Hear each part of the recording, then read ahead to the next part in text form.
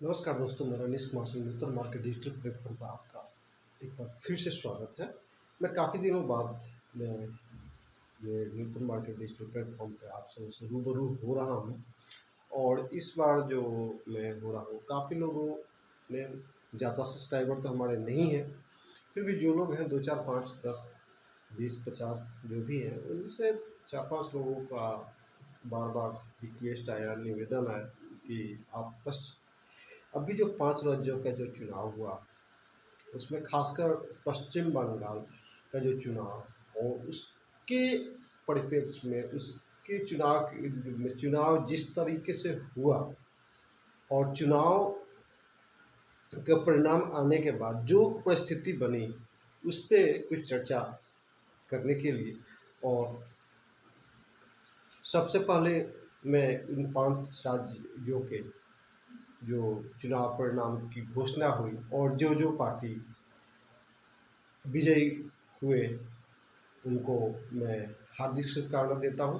वो एक लोकतांत्रिक सरकार का गठन करें और एक लोकतांत्रिक भारतीय लोकतंत्र को मजबूत करते हुए, एक संघीय ढांचे को मजबूत करते हुए, भारत को एक मजबूती प्रदान करते हुए अपने सरकार को, अपने कर्तव्य को आगे निर्वाहन करें।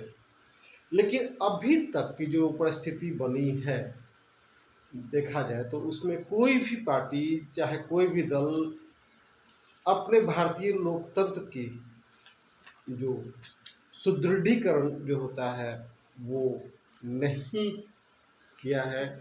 हम आज़ादी के बाद से कि कुछ काल को हम छोड़ दें, उसके बाद पे हम बात करें तो देखा गया है कि भारत एक आज़ादी के बाद केंद्र द्वारा डिक्टेटेड राज्य को राज्य सरकारें चलती थी और केंद्र जिसको चाहता था मुख्यमंत्री बनाता था और पदच्युत कर देता था। स्टेबिलिटी नहीं थी। उसके बाद हुआ कि एक दलीय जो व्यवस्था थी, एक दल जो देश में राज्य कर रही थी, कांग्रेस, और उनका ही राज्यों में मुख्यमंत्री हुआ करता था। धीरे धीरे वो ट्रेंड खत्म होता गया और दूसरे दल के छत्र पे राज्य में चुने गए और उसके बाद बहुत सारे क्षेत्रीय दल का उदय हुआ। तो उस स्थिति में, उस विविधता में भारत केंद्र और राज्य की जो संबंध है उतना कि सहयोगपूर्ण नहीं रहा।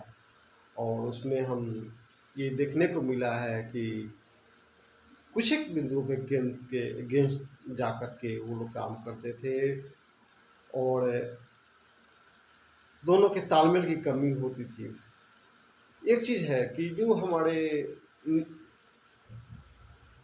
आज़ादी के बाद हमारे जो राजनेता जो आया, वो प्रथम कुछ एक काल तक अपने देश को एक समृद्ध राष्ट्र बनाने की तरफ काम किए, उसमें नो डाउट बहुत सारे लोगों का योगदान रहा।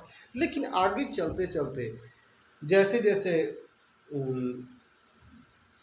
आगे बढ़ा, उससे ऐसे देखने को मिल रहा है कि लोग भारत को मजबूत करने से ज़्यादा नेता अपने आप को मजबूत किए, अपने आप को समृद्ध करने में लगे। उन्होंने नारा तो दिया कि गरीबी हटाओ, लेकिन गरीबी नहीं हटाया। नेताओं ने अपनी गरीबी जरूर हटा ली और नेता दिन दूनी रात चौगुनी अपना कैपिटल, अपना क्या कहते हैं, एसेट्स को बढ़ाया और अपने आप को एक मजबूत आर्थिक तौर पे मजबूती प्रदान की। और उसके लिए उन्होंने सत्ता को पाने के लिए उन्होंने सारे साम दम भेद तीनों सब चीज़ का उन्होंने ये किया। और हम लोग जब होश संभाले उस टाइम मैंने देखा कि जिसकी लाठी उसकी भैंस हुआ करती थी। लोग बैलेट पेपर का चुनाव होता था और जनता, बहुत कम जनता जो वोट दे पाती थी और एक गांव के एक मध्यस्थ उस पूरे बूथ को किसी एक पक्ष के वोट में छाप देते थे। उसी में से कोई एक वर्ग है जो कि थोड़ा सा मजबूती के साथ अपने आप को उभारता था, तो वो थोड़ा सा वहाँ जेन्युइन पोलिंग होती थी। फिर भी कितना लड़े कोई, वो परिस्थिति बनती गई। लेकिन वो इतनी हिंसक नहीं थी जो आज के परिप्रेक्ष्य में हम 5 राज्यों के विधानसभा के चुनाव को देखें, उसमें बंगाल जो है काफ़ी एक अलग था। अलग बंगाल जब ने होश संभाला तब वहाँ पे बंगाल में वामपंथी का सरकार थे। वामपंथी बहुत सारे इंटेलेक्चुअल लोग हैं वहाँ पे हैं। उसके बावजूद भी वहाँ की जो वामपंथियों की एक राजनीति मैं देखता हूँ या समझता हूँ, वो खास करके संघर्ष की उनकी राजनीति होती थी और संघर्ष आम लोगों की संघर्ष की बात करते थे। लेकिन वो आम लोग उनके पृष्ठभूमि से हमने कभी नहीं देखा, क्योंकि आम लोग उनके पृष्ठभूमि से हटते गए।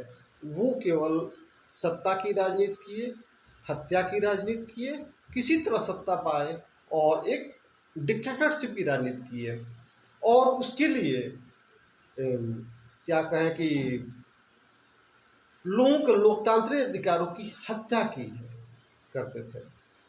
वो उनको तो लोकतंत्र चाहिए, लेकिन उनके राज्य में लोगों को लोकतांत्रिक अधिकार नहीं मिलना चाहिए।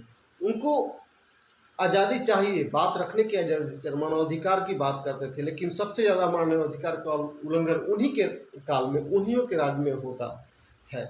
चाहे हम विश्व के किसी भी वामपंथी सरकार देख लें, कम्युनिस्ट की सरकार देख लें, वहाँ पे हमेशा लोकतंत्र का गला घोटा गया है, लोगों के अधिकारों को कुचला गया है। और ये चीज़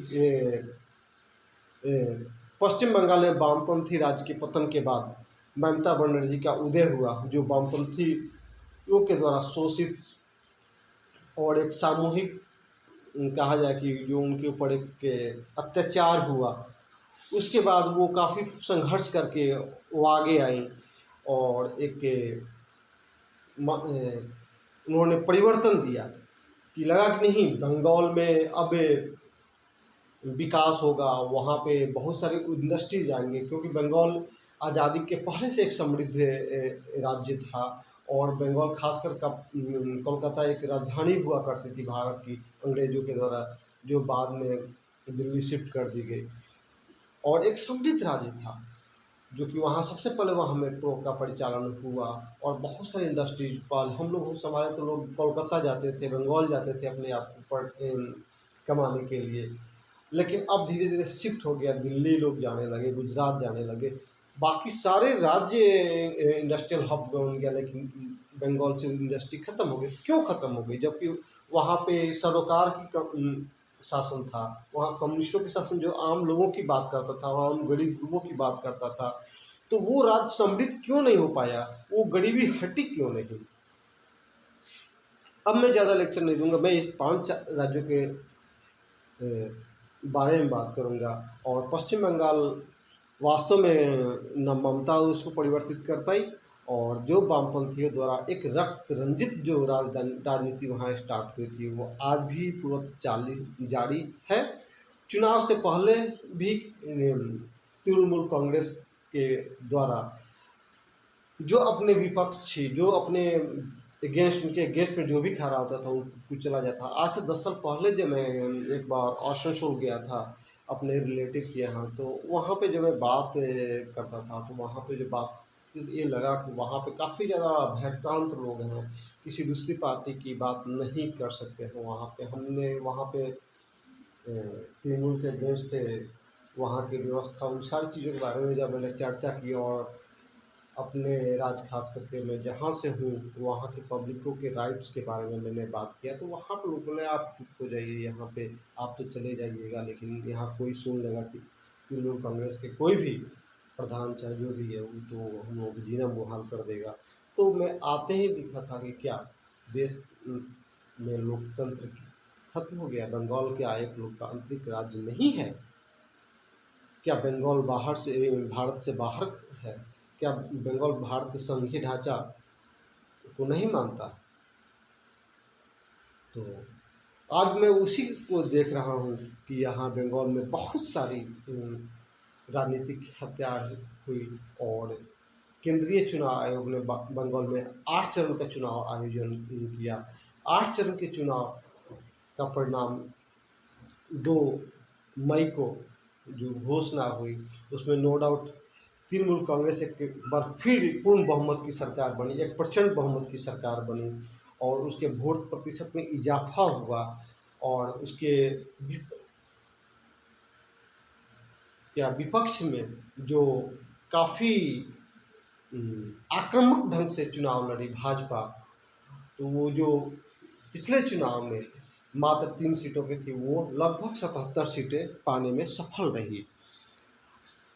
और उसके बाद जो इस जीत के बाद भी अगर बंगाल में जो राजनीतिक हिंसा का दौर जारी रहा, भाजपा के सैकड़ों कर्जाले और कर्जकर्ताओं को मारा गया। सुनने में आया कि अजीत सरकार कोई भाजपा का एक ग्राउंड लेवल का कर्जकर्ता था, उसको गोली मार कर हत्या कर दी गई।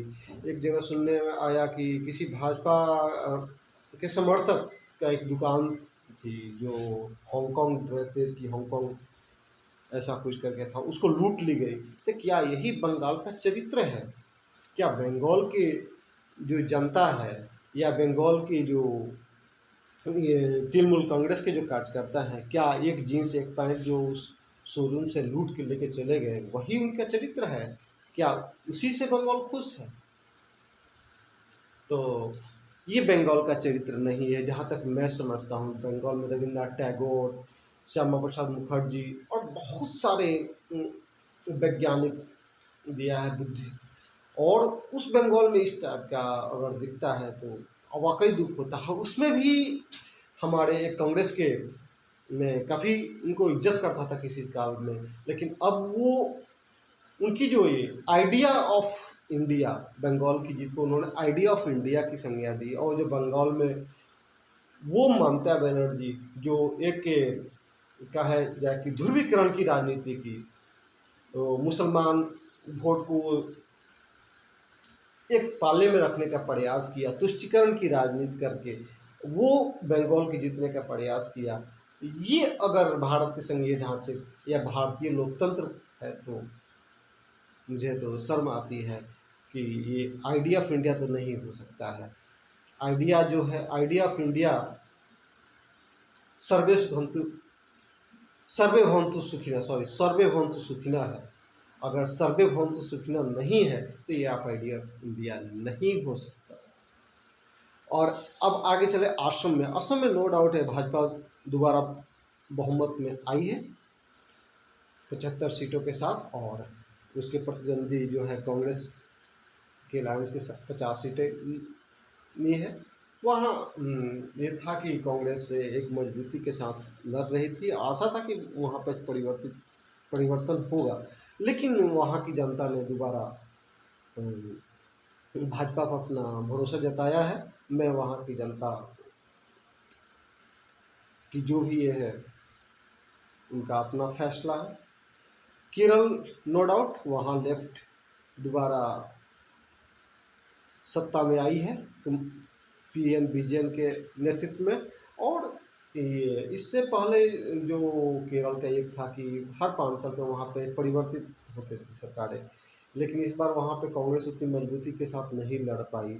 और वो पीएन विजयन जो वहाँ के जो मुख्यमंत्री हैं, उन्होंने जिस ढंग से काम किया, जिस ढंग से चुनाव लड़ा, जनता एक बार फिर उनको वहाँ पे एक क्या कहते हैं कि उन पर भरोसा जताया है। भाजपा वहाँ पे अपना मत प्रतिशत बढ़ाने में सफल रही, लेकिन सीटों में तब्दील करने में सफल नहीं रही। आ जाए तमिलनाडु में, नो डाउट यहाँ कांग्रेस अलायंस AIADMK जो है वो 157 मत के साथ पूर्ण बहुमत की सरकार बनाई। AIADMK 75 सीट जो भाजपा के साथ थे वो नहीं दोबारा सरकार बना पाई, वहाँ भी परिवर्तन हुआ। पुडुचेरी को भाजपा ने बचाने में सफल रही, और पुडुचेरी में भाजपा प्लस 16 सीटों के साथ वो अपनी वहाँ पर सरकार बनाने में सफल रहे। कांग्रेस को वहाँ पे कांग्रेस प्लस को 8 सीटें वहाँ मिली है। पुडुचेरी जैसे कि एक केंद्र शासित प्रदेश है।